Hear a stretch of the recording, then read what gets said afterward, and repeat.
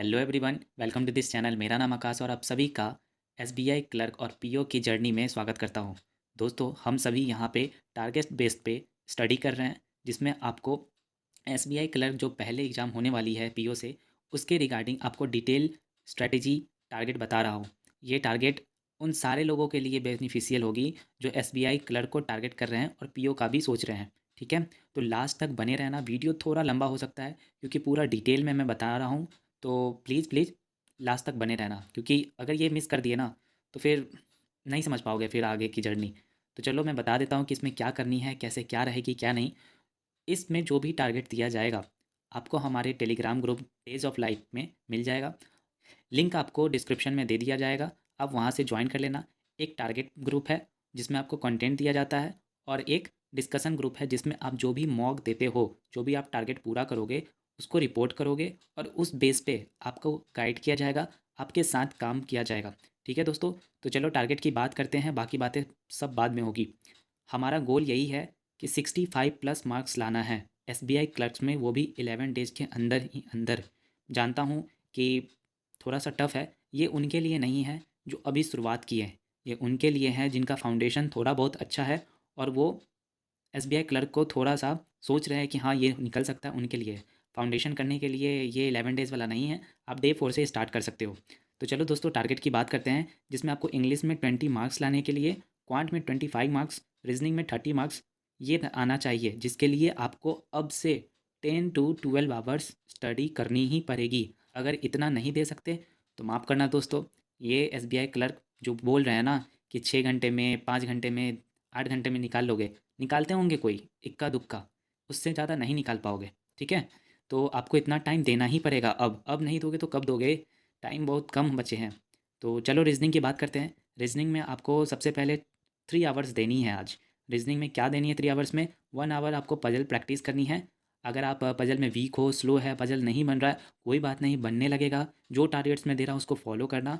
और इसमें आपको सारे, अगर आप पजल से जानकार, अगर आप इसमें सारे पजल समझ चुके हो कि क्या करना है कैसे करना है, तो आपको आज 5 पजल डेली बेसिस पे लगानी है। आज ही नहीं, डेली बेसिस पे लगानी है, जिसमें आपको floor, circular, linear, box, month या डे बेस्ड पजल लगानी होगी। 1 आवर आपको मिसलेनियस क्वेश्चन की प्रैक्टिस करनी होगी, जिसमें प्रैक्टिस करनी है आपको 30 क्वेश्चन।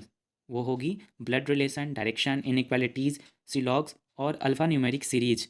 इनकी आपको 30 क्वेश्चंस लगाने हैं। प्लस 1 आवर आपको मॉक टेस्ट एनालिसिस करनी है, जिसमें आपको रीजनिंग का सेक्शनल मॉक होना चाहिए, और वो भी एसबीआई क्लर्क की। ठीक है, क्वांट की बात करूँ तो आपको 3 से 3.5 आवर्स देना है। इसमें आपको 1 आवर्स स्पीड मैथ्स पे काम करनी है।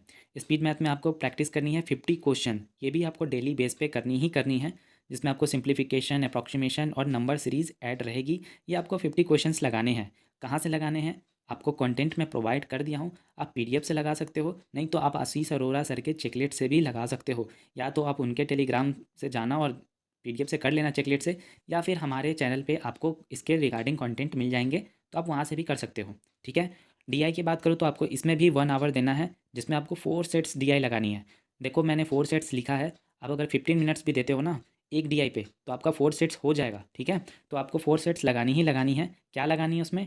टेबुलर लगानी है, लाइन चार्ट लगानी है, बार ग्राफ लगानी है, और एक पाई चार्ट लगानी है।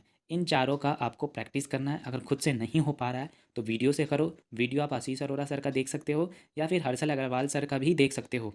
ठीक है, और उसके अलावा अरिथमेटिक आपको 1 आवर्स प्रैक्टिस करनी है। अगर आपका फाउंडेशन वीक है, अरिथमेटिक काफ़ी वीक है, तो कोई बात नहीं है दोस्तों, आप डेली 25 क्वेश्चंस लगाओ। 25 क्वेश्चन में आपको लगाने किसके हैं? Percentage, profit and loss, time and work, average, SI CI के। फिलहाल तो इतने पे प्रैक्टिस करो अच्छे से।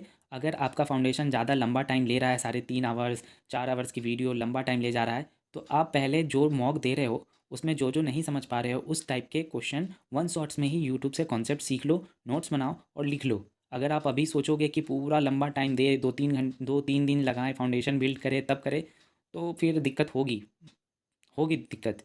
तो थोड़ा इसको ध्यान में रखो।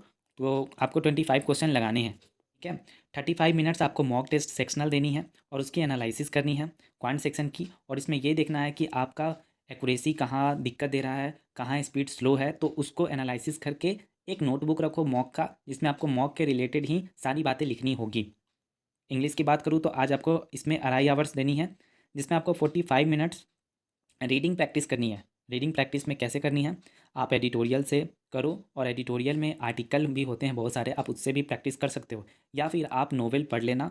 आपको रीडिंग की प्रैक्टिस करनी ही करनी है, जिससे आपका कॉम्प्रिहेंसन स्किल डेवलप हो। और साथ ही साथ दोस्तों, बैंकिंग में ज़्यादा से ज़्यादा आप रीडिंग अच्छा कर लिए ना, तो बहुत आपका मार्क्स इंप्रूव हो जाएगा। ठीक है, तो 30 मिनट्स इसमें आपको वोकैब करनी है और ग्रामर प्रैक्टिस करनी है, जिसमें आपको रिवाइज करनी है 20 वर्ड्स को, जो आपको डेली बेसिस पे वो क्या ये एडिटोरियल से ही कर सकते हो, या फिर आप आपके पास अगर बुक है तो आप कोई भी वोकैब के बुक से कर सकते हो। ब्लैक बुक हो गया, या फिर निमिषा मैम की भी एक बुक आती है, उनसे भी आप कर सकते हो।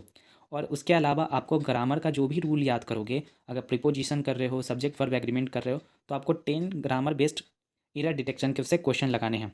और उसके अलावा आपको 1 आवर्स 15 मिनट्स में सेक्शनल मॉक, और उसके अलावा एनालिसिस करते हुए 1 RC, 1 क्लोज टेस्ट और 10 एरर डिटेक्शन के क्वेश्चन इसमें लगाने हैं।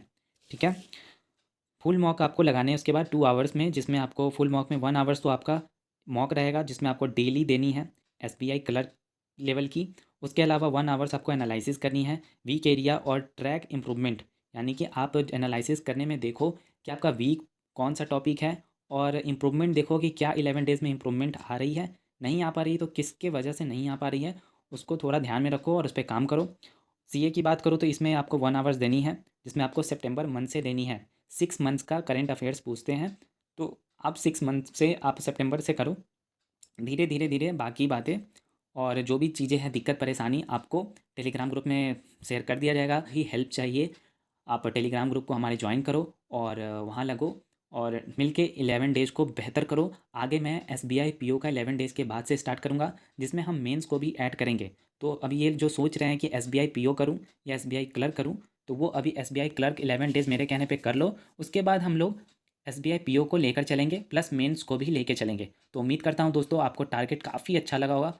पूरा रात जगना पड़ा है, नींद तो आती नहीं है, पता नहीं, लेकिन ध्यान रखेंगे, लेकिन ये तो करना है तो करना है। तो आप लोग टारगेट को देखो, अच्छे से बताओ कि कैसा है कैसा नहीं है, और कमेंट करके ज़रूर बताना कि क्या इसमें और कुछ चाहिए या इतना चलेगा।